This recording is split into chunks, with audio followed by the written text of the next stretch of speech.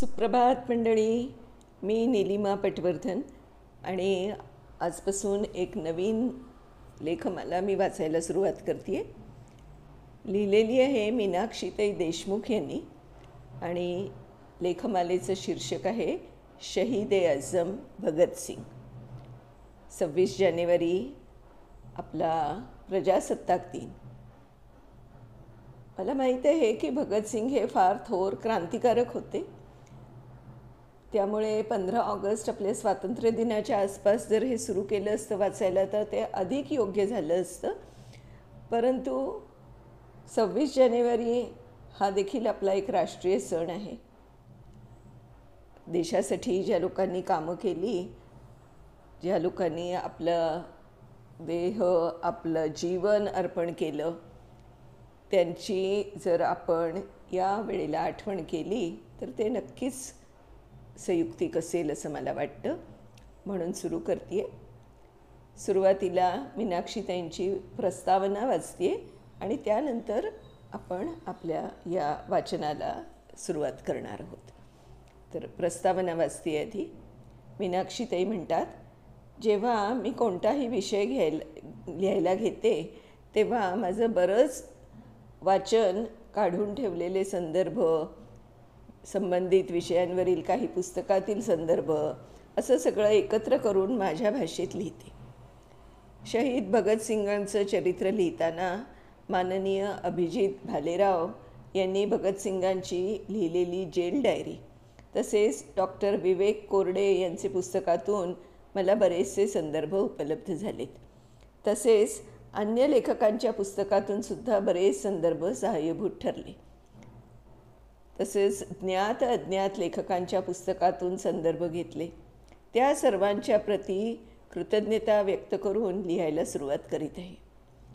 भगतसिंगांच्या जीवनावर लिहायचं म्हणजे अवजड शिवधनुष्य पेलल्यासारखं आहे.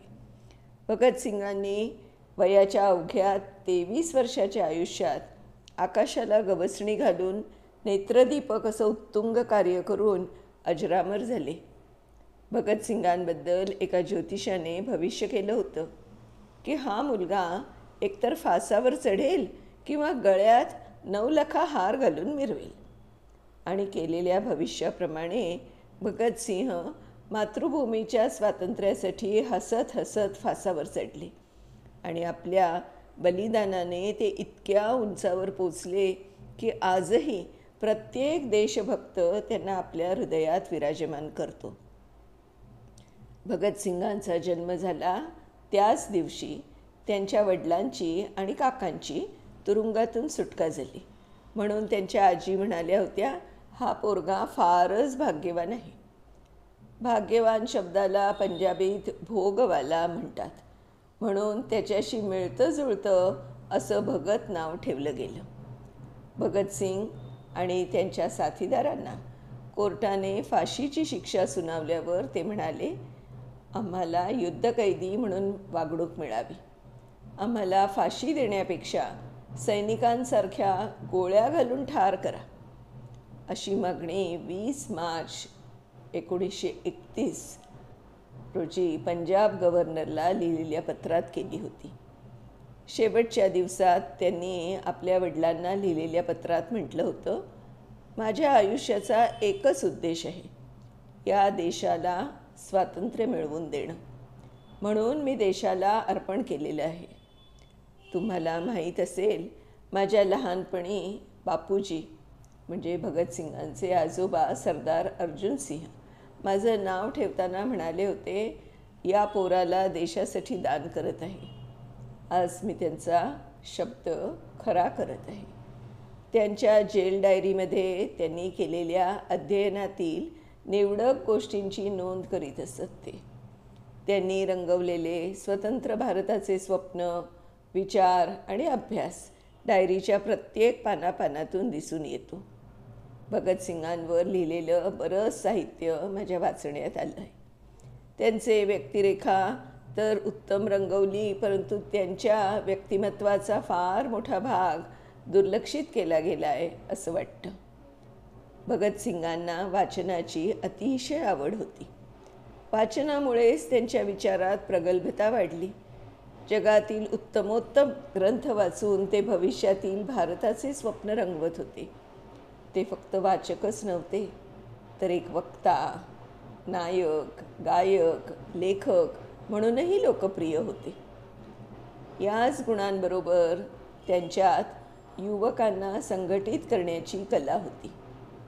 1926मध्ये त्यांनी नवभारत सभा स्थापन केली. वडिलांनी त्यांच्या लग्नाच्या वाट्यासाठी वाटाघाटी सुरू केल्यानंतर लग्नाला साफ नकार देऊन ते म्हणाले, माझं आयुष्य देशाला अर्पण केलं आहे, आणि कानपूरला निघून गेले. तिथे काही दिवस शाळेत हेडमास्तर म्हणून काम केलं. पुढे काही वृत्तपत्रात संपादक म्हणून काम केलं. नंतर ते लाहोरला परत आले आणि राजकारणात सक्रिय झाले. वास्तविक भगतसिंग म्हटलं की नजरेसमोर चेहरा येतो हसत हसत फासावर चढणाऱ्या क्रांतिकारकाचा, परंतु त्यांचं स्वरूप तेवढंच नव्हतं.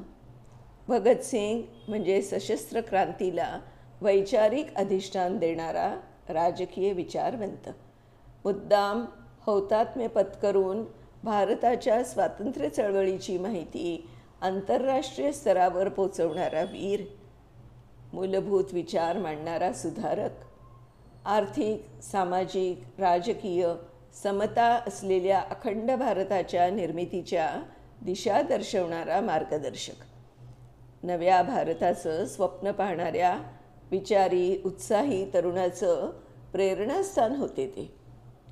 त्यांचं धाडस पहा केवढं.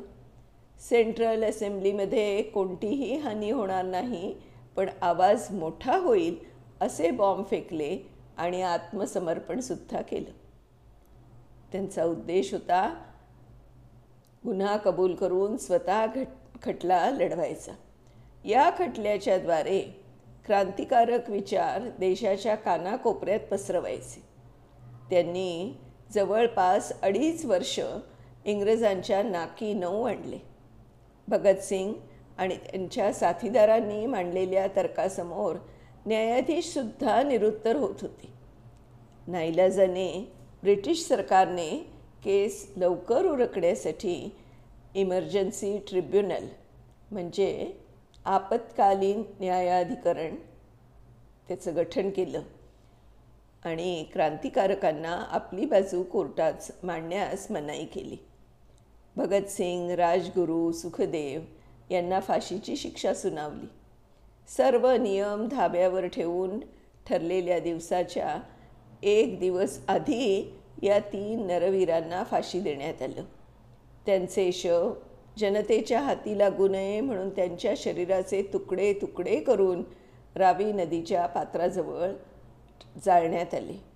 ब्रिटिशांनी भगतसिंग नावाचा माणूस संपवला असला तरी त्यांचे विचार आजही भारतीयांच्या जवळ आहेत.